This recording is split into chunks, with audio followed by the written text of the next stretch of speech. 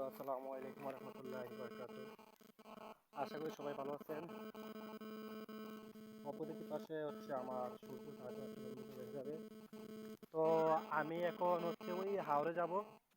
ওই যে যেখানে পানি দেখা যায় ওইখানে আমাদের ক্ষেত। আমার মা সোনার ধান ফলাইছে, আমার মা আর বাবা সোনার ধান দেখতে যাব। কথা হচ্ছে প্রায় 3 কিলো জায়গা হাঁটতে হবে। সম্ভবত আমার 1 ঘন্টা লাগতে পারে হাইটে দেব। তো সবাই আমার পাশে থাকেন, ইনশাল্লাহ আমি চলে যাব অতি তাড়াতাড়ি। আর অনেক পরিশ্রম করতে হবে, অনেক রোদ সব কিছু মিলিয়ে যাব।